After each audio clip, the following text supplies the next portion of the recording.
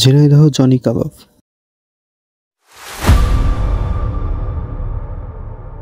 আসসালামু আলাইকুম এভরিওয়ান। এর আগে আপনাদের সাথে শেয়ার করেছি ঝিনাইদহের কামাল কাবাব ঘর। তো এইবার আপনাদের সাথে শেয়ার করব ঝিনাইদহ জনি কাবাব ঘরের গল্প। ঝিনাইদহে আমাদের একটি বিশেষ কাজের কারণে আমরা ঝিনাইদহে যাই। এই কাজটি আসলে আমাদের কমপ্লিট হতে একটু সময় লাগবে। এই কারণে আমরা সকাল সকাল বের হয়ে কাজটা কমপ্লিট করে সন্ধ্যার সময় কাজটি শেষ করে আমরা ঝিনাইদহের কেন্দ্রীয় যে শহীদ মিনার সেইখানে একটু ঘোরাঘুরি করি। শুক্রবার হলে এইখানে আসলে অনেক ফ্যামিলি নিয়ে ঘুরতে আসে, বাচ্চাদেরকে নিয়ে বিশেষ করে সবাই আসে যাদের ফ্যামিলিতে বাচ্চা আছে, কারণ বাচ্চাদের জন্য এই শহীদ মিনার চত্বরে অনেকগুলো খেলার রাইড আছে যেখানে বাচ্চারা স্বচ্ছন্দভাবে খেলাধুলা করে। এই কারণে সবাই শুক্রবার ছুটির দিন তাদের বাচ্চাদেরকে নিয়ে তাদের ফ্যামিলিদেরকে নিয়ে ঘুরতে আসে। তো আমরাও সেখানে যাই, সেখানে যে সবাই মিলে বসে অনেক গল্পগুজব করি। গল্পগুজব শেষ করে এই শহীদ মিনার চত্বরে অনেকগুলো ফাস্টফুডের দোকান আছে যেখানে ফুচকা চটপটি থেকে শুরু করে অনেক ভাজা পোড়া আইসক্রিম পাওয়া যায়। তো আমরা ঘোরাঘুরি করে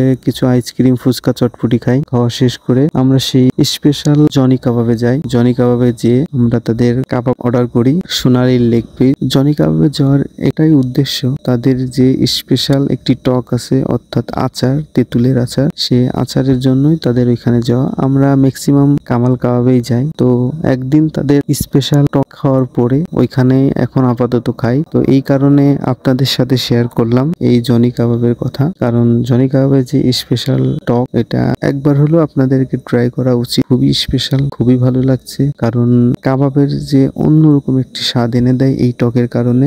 অনেক সময় কাবাব বা লুচি খেতে খেতে একটু বোরিং মনে হয়, কিন্তু আসলে এই টকের কারণে সেই বোরিং ভাবটা থাকে না, মানে মুখে একটি আলাদা একটি স্বাদ থাকে, মানে খুবই আসলে ভালো লাগে। তাই আমি মনে করি যারা এখন পর্যন্ত জনি কাবাবে যাননি বা তাদের কাবাব ঘর থেকে কিছু খাননি, একবার হলেও তাদের যাওয়া উচিত। তাদের কাবাব খেয়ে তাদের যে স্পেশাল তেঁতুলের টক বা আচার আছে সেটা একবার হলেও ট্রাই করা। তো আমার কাছে খুবই ভালো লাগছে, এই কারণে আসলে আপনাদের কাছে শেয়ার করা। তো এখানে কাবাবের মূল্য বলতে গেলে সবারই সেম, এখানে কারো কোনো পরিবর্তন নাই, সবার কাছে একই রেট পাবেন। তবে সবার কাছে আলাদা আলাদা ভিন্ন ভিন্ন তাদের স্পেশালিটি আছে, এই কারণে তাদের আসলে কাস্টমারের চাহিদাও ভিন্ন ভিন্ন। আর ঝিনাইদহ কাবাব ঘরের ভিতরে সব থেকে বেশি ভিড় হয় কামাল কাবাব ঘরে, যেটা আপনারা জানেন। তাদের কাবাবটা বেশি স্পেশালি, তাদের ঝালের যে সসটা আছে সেটা বেশি স্পেশাল, এই কারণে তাদের আসলে ভিড়টা অনেক বেশি। তো আসলে জনি কাবাবও কিন্তু অনেক গেইন করছে। আমি মনে করি কামাল কাবাব যে পরিমাণ ভাইরাল, জনি কাবাবটাও